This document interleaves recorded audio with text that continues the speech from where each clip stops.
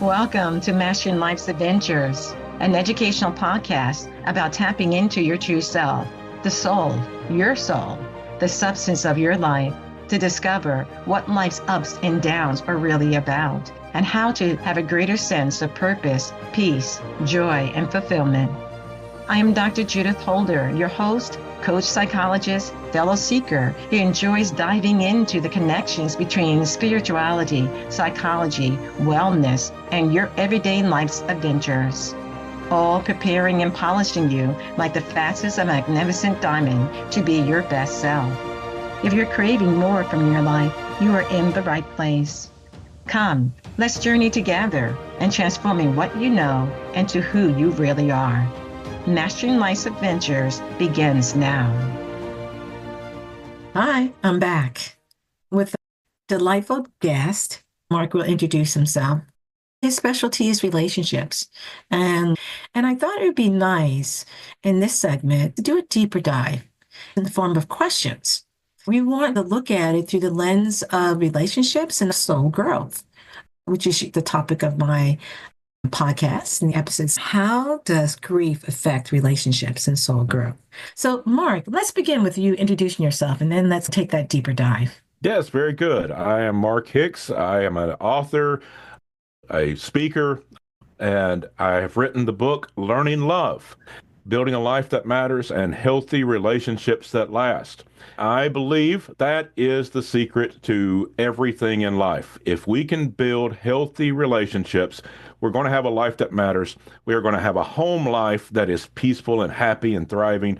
We're going to have a career that is thriving because our career, our office environment, our colleagues make such a big difference in our life. We spend such a long time at work every day, working with these people and having connections there, having friendships are a deeper part of life. And there have been massive studies, one at Harvard, that has shown that if we are going to be happy in life, we're going to need relationships. The people that are really happy in life are happy because of those relationships. Other things can have some temporary effect, but relationships are really what life is about. I've written the book Learning Love, where I teach the 5 components of love.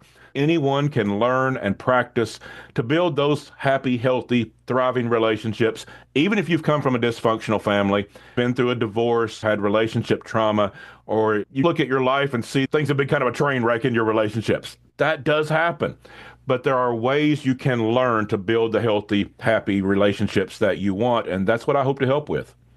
One of the things we're going to be talking about today as our deeper dive is looking at how does grief affect relationships and soul growth? I really want us to get focused around that and move in a deeper way because, again, grief is something we have all experienced at some level in our life. Maybe if you're really young, you haven't, but it is something that is really important to be aware of because we sometimes look at grief in a very negative light, painful light. But it does have some significance in relationships, as you've been mentioning, and so for soul and the soul's progress. Let's begin talking about that. When you think about grief, what do you think about?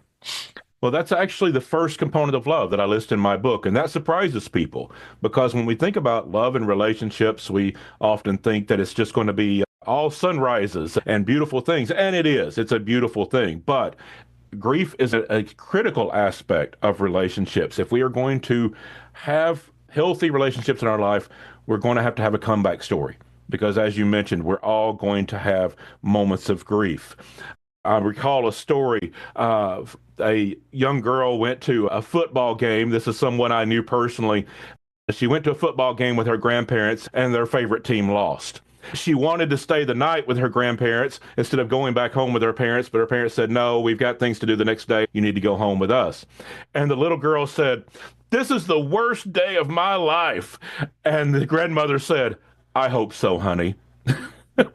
And that's just a great lesson that sometimes when we're young, we think that life should go our way. And maybe even when we're older, we think things should go the way we want them to. And the reality is Sometimes things will work well.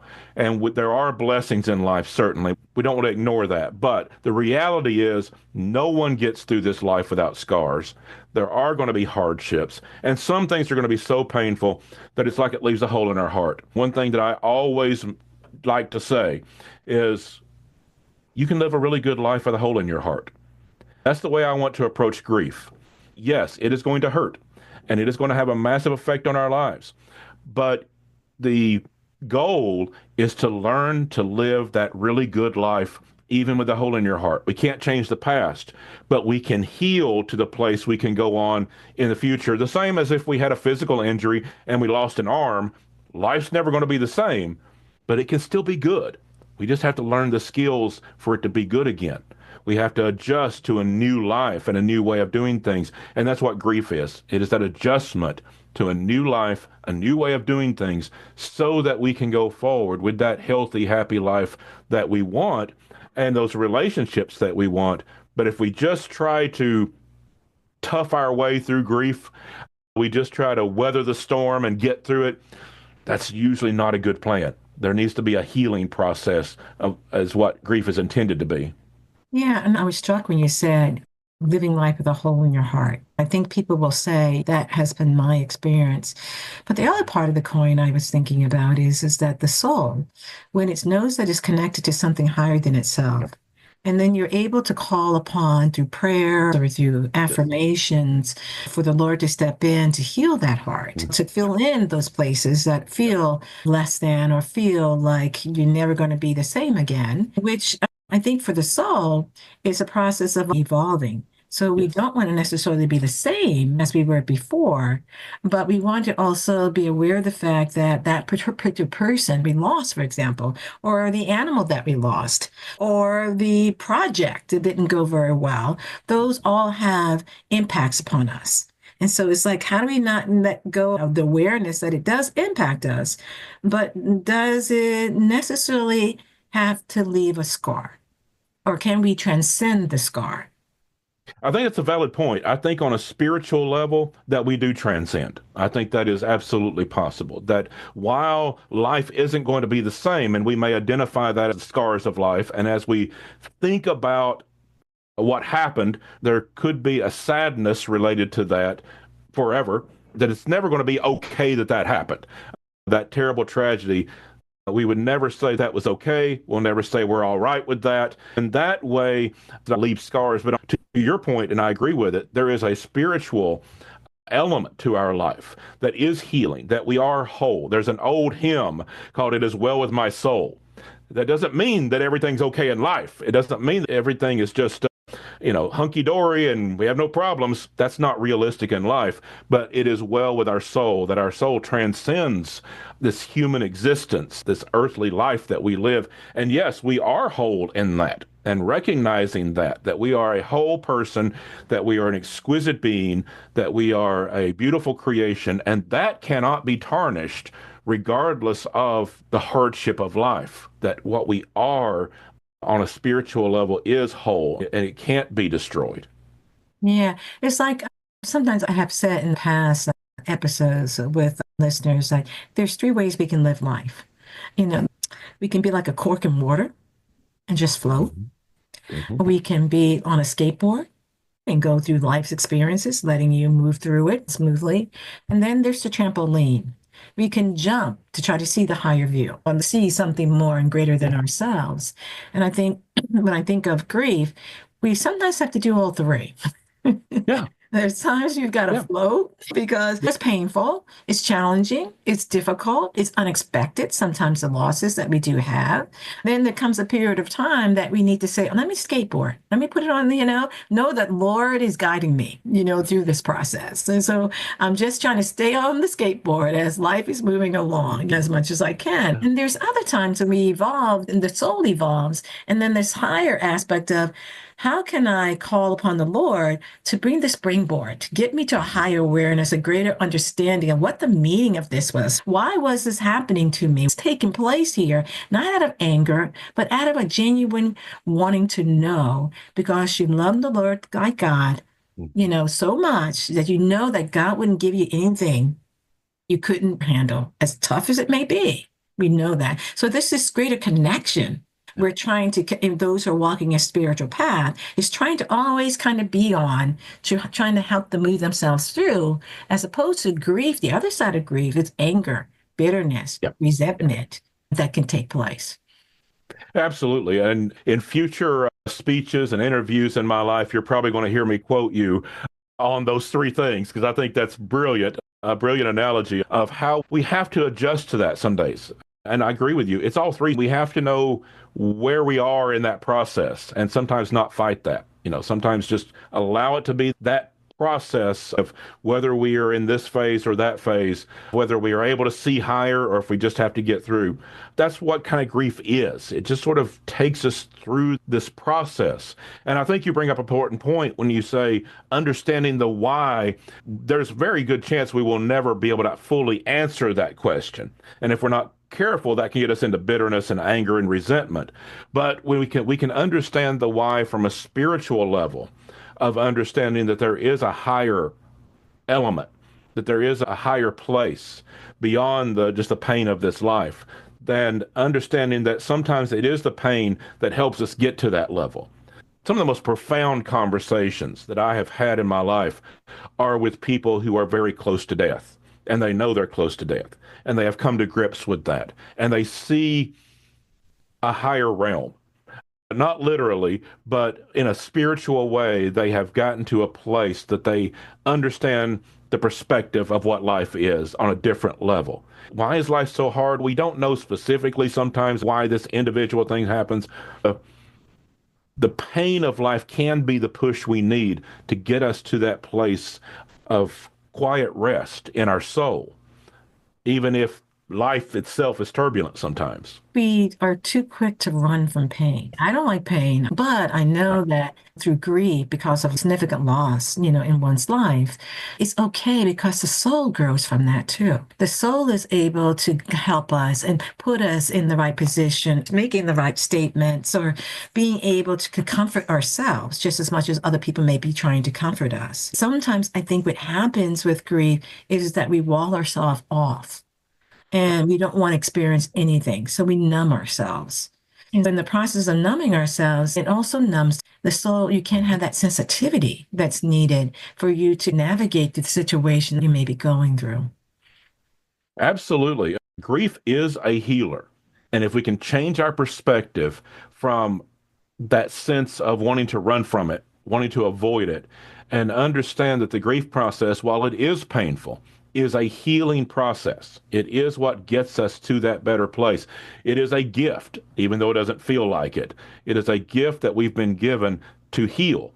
Things in life are going to hurt, and we have to have a way to heal. Our bodies have a natural way of healing, and sometimes it is going to be painful. We have these painful injuries, and sometimes it's sore for a long time, but the body does heal. The emotional state, our mind is the same way. When we have these losses, the grief process is that healing process, and it's going to hurt for a while, and that's okay to hurt. We don't have to tough it out. We don't have to act like we've got it together. It's okay to not be okay for a while. But as we heal from that grief process, we get to the place that we can live that good life.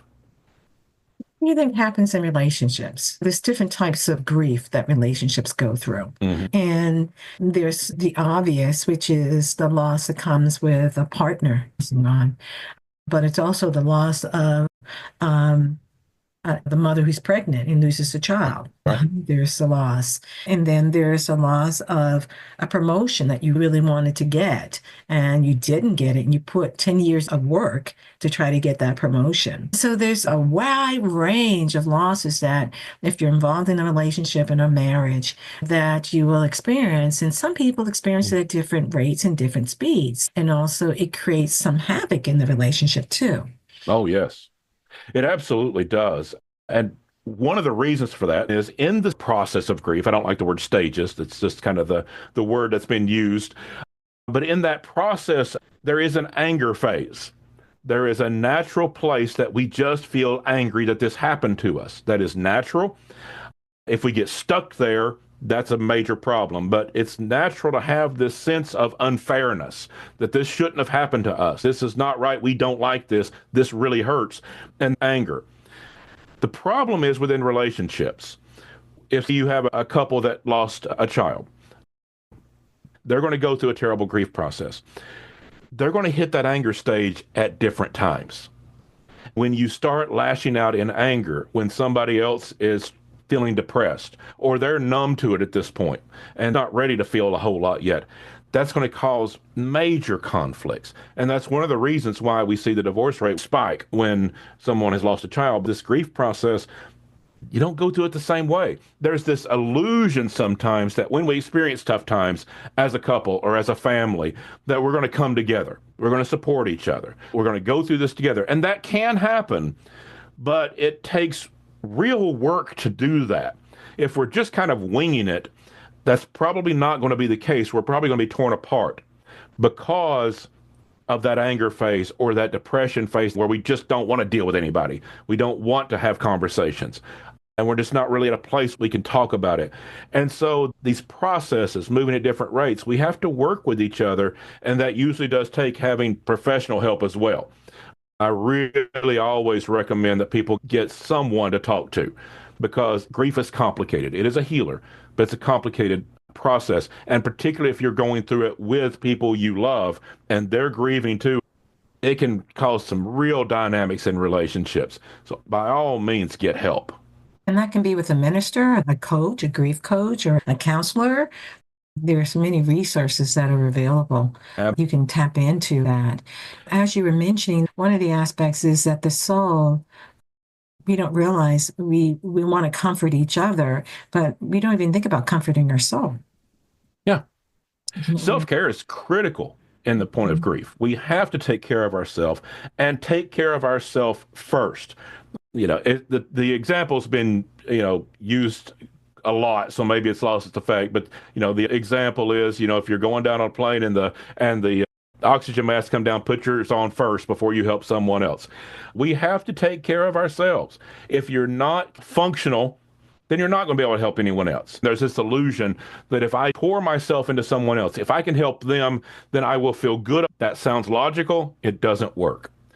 Even if you are able to help someone, we're just draining ourselves. You can't pour from an empty cup. It's a cliche for a reason. It's absolutely true. You have to have something within yourself to give, and that is nurturing your soul. That does come from your spiritual self, the professional help you seek, wherever you might like to seek that. I don't want to tell people go here or there. Find what works for you. There's a lot of good resources. If you go to a professional that isn't really working, don't dismiss the idea of getting professional help. Dismiss the idea of that particular individual might not be right for you. Find the one it is.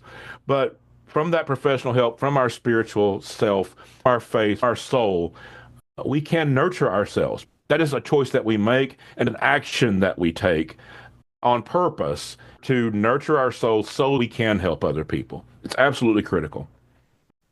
It's as if what we tend to do when there's grief, we get busy. We start getting busy. Yep. And it's as if we're getting busy in order to distract ourselves. But it can make the process elongated because we're not acknowledging how we're feeling. We're not even nurturing our soul, as you mentioned. So it ends up being more complicated and protracted, and grief goes on for years, decades. Yeah. And it's as if, how do we help people come to terms or have a greater understanding of the connection between grief and soul, spirituality? Yeah. I would say the first thing to do in that journey is stop listening to people who don't know anything about grief. I've actually heard many times someone give the advice of, oh, just stay busy. I can't count the number of times I have overheard conversations of, well, you need to keep yourself busy. That'll help you. It will not help you, but it helps them feel better about your grief because they don't want to see you cry. They don't want to see you hurt. It hurts them to see you hurt, and they don't want to hurt. And so they want to take that grief process away from you. It's not malicious. It's intended to help, but that free advice is free for a reason. It's not helpful. Stop listening to your friends that want to protect themselves, even though they're not meaning to do that. And that's why I said find someone who can help.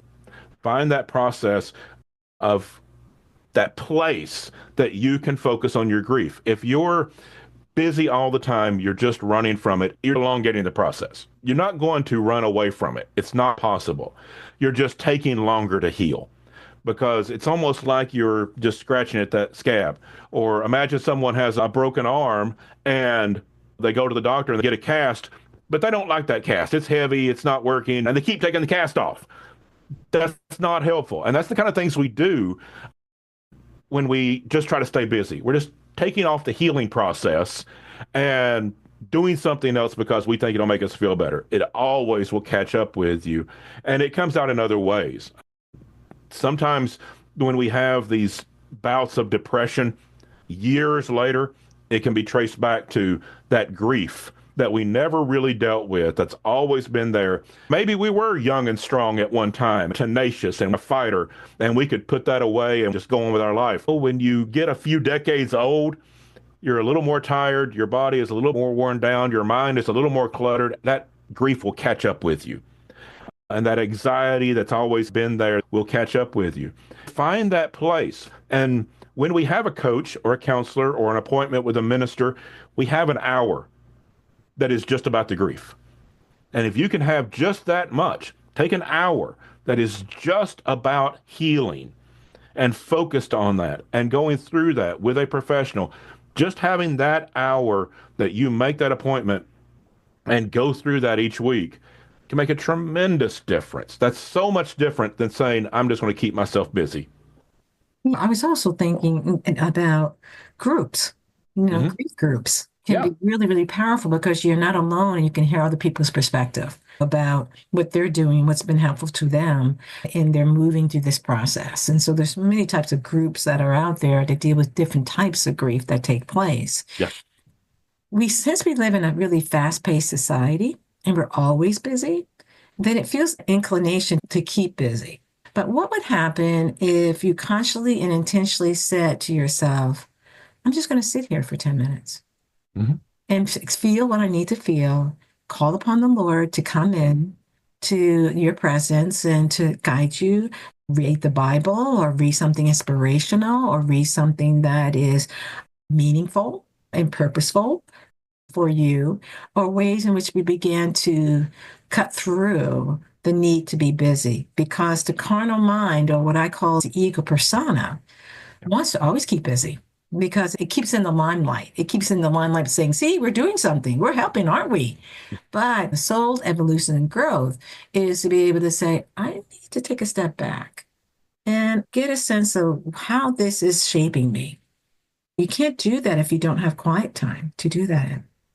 Absolutely. And I would recommend that to everyone in any circumstance. We're talking about grief today, and so we naturally veer towards the big losses of life, but we all have something. We all have discouragement, small grief processes, things that just didn't go our way, frustrations in life. Maybe we haven't lost a family member or a job, but just the little frustrations of life every day wear us down. And there's a grief process to that as well. It's smaller, but taking time, as you said, just 10 minutes, a few minutes every day, setting your alarm every hour to take 2 minutes each hour, to take some deep breaths, finding a way to just quiet.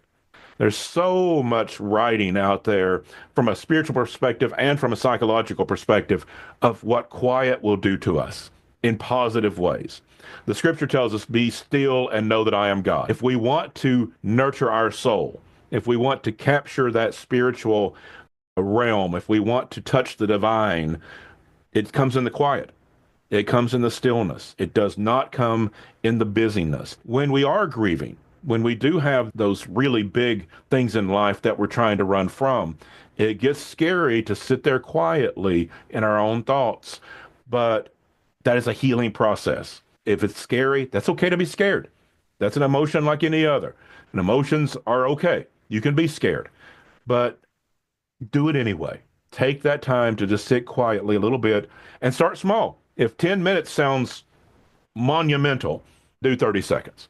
Do 10 seconds. Start wherever you have to, but just take one really deep breath quietly by yourself. Start there and build up from that. There are so many good health benefits from that on a physical level, on an emotional level, psychologically, and spiritually. I totally agree with that. When you're sitting there, one of the things you can do is hum something that's soothing or spiritual that ties you to your soul and gets you centered, because that humming that you do actually helps to soothe the soul too.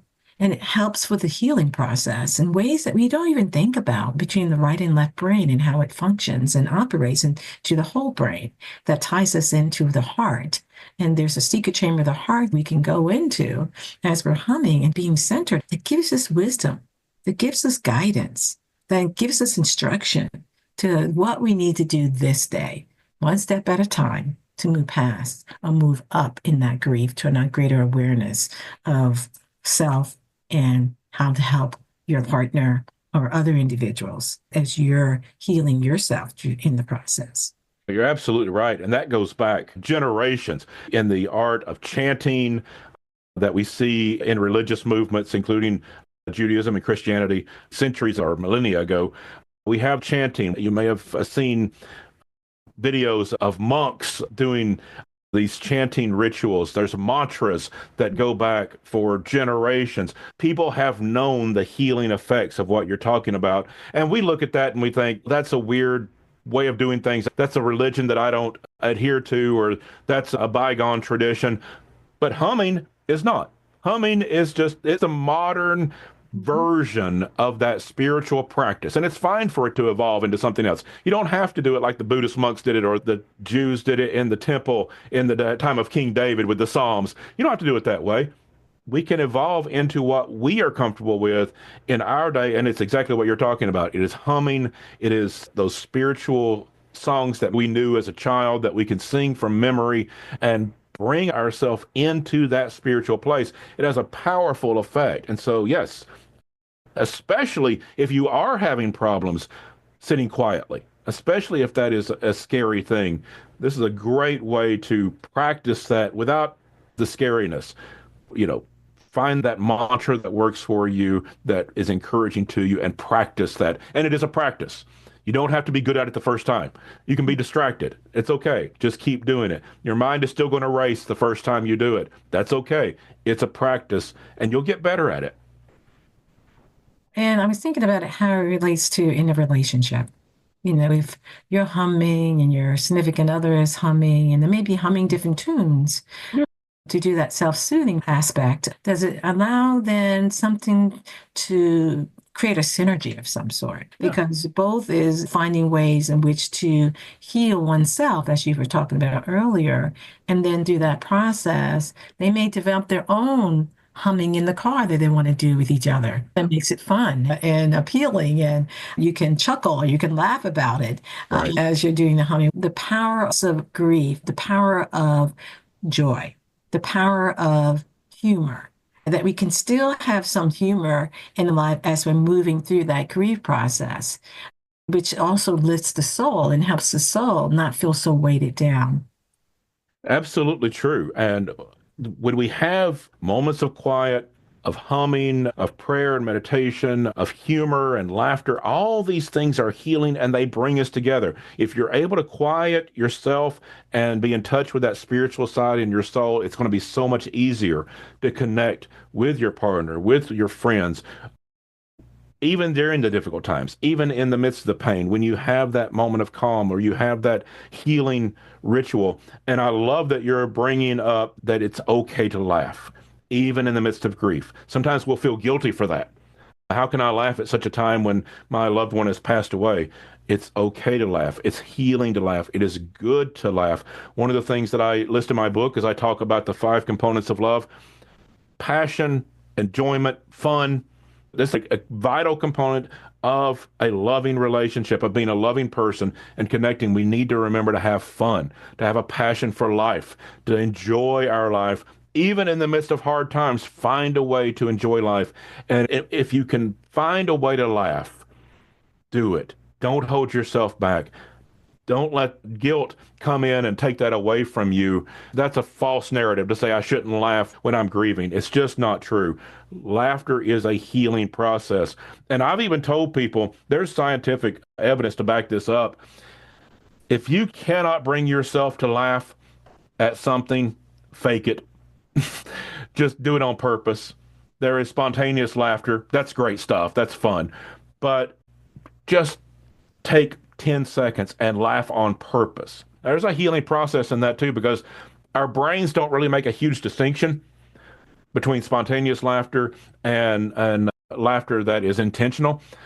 We know it logically in our brains, but deep in our consciousness, there's not a big distinction that our brains make between those. It's a very healing process, so don't run from it.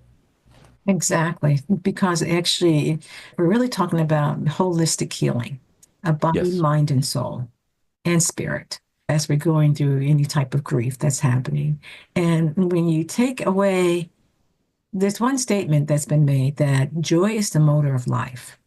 Mhm. So the way in which you can heal through the grief and the loss or the disappointments, like the many small griefs or the larger griefs, when we can be able to have some joy or find some point of joy or read about a joyful experience, it lifts not only the body chemistry, but it also lifts the soul and allows you to maybe have a different vantage point, as I talked about earlier, as you bounce, on that trampoline, you may see a higher point about it that you would never have seen before.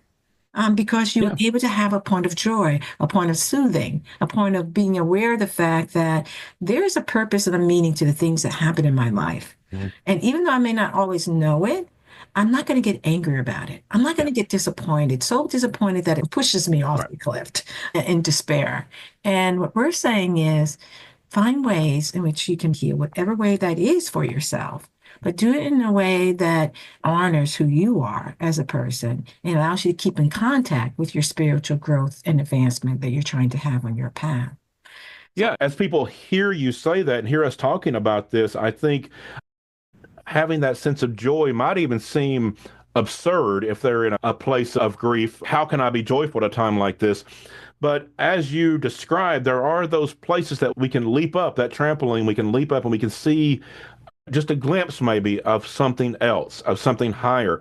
And one of those higher revelations is that hole in your heart that I spoke about earlier, that loss that's never going to come back. It's never going to, life's not going to be the same after that. That hole in your heart can become a joy because it's a place of honor. You don't want to forget if you lose someone dear to you.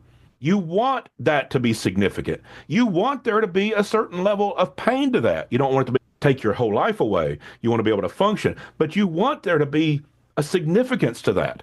And so that hole in your heart, that emotional scar that exists, doesn't have to be a negative. It can actually become a joy that that person was so significant, so important, so loved that they left a hole in my heart. And I value that hole in my heart because there's nothing that can replace them. And that's a place of honor. And having that can be a joy, that we are joyfully honoring that person. I know that may sound absurd if you're at a certain place of grief, but I hope some people can start to grasp that, of how there is a joy even in the loss because they were so important. That joy is in how we honor them and how that pain becomes an honor to them, a place that can give us joy. Yeah, I love the fact that we're finding really creative ways to know how honor can be used in the midst of dark clouds and challenging situations. Everything has its ebb and flow. It may be initially very painful and you feel like I can never do that. But as the ebb and flow goes along in time, you may start to experiment and start to find out your pace and rhythm to help you move forward. That's what the soul wants. The soul doesn't want to be kept in the dungeon. It doesn't want to be kept in the prison.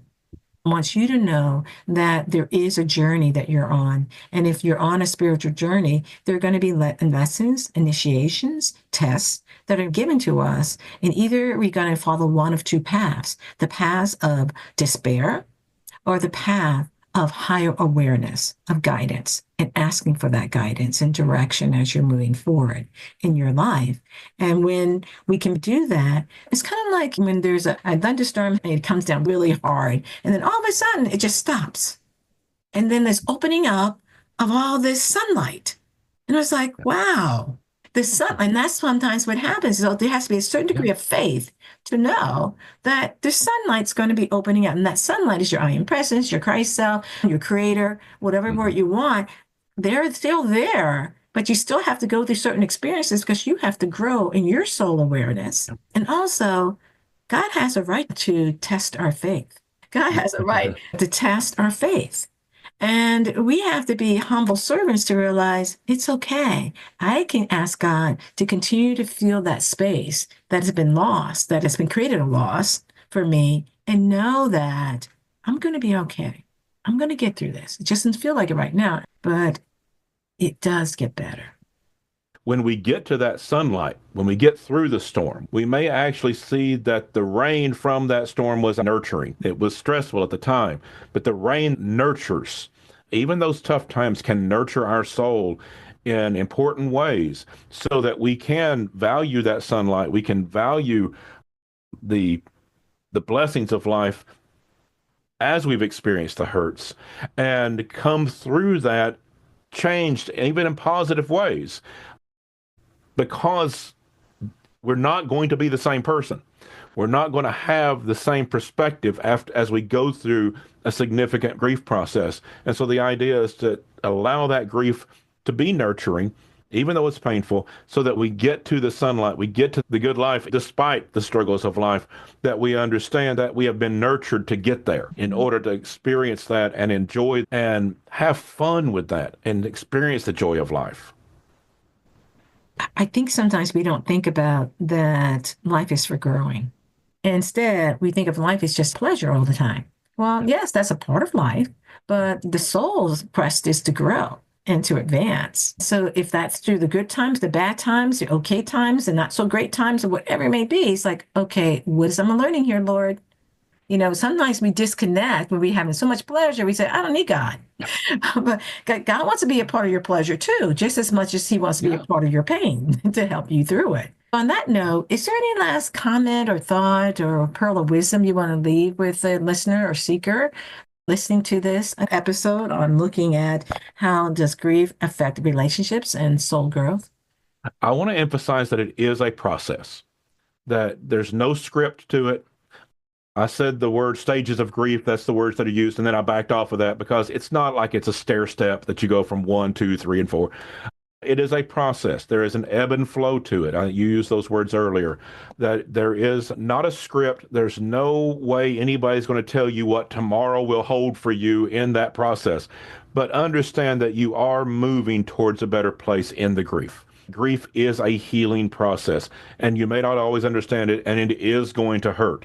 But it is a process that will heal. Be part of the process. Don't run from it.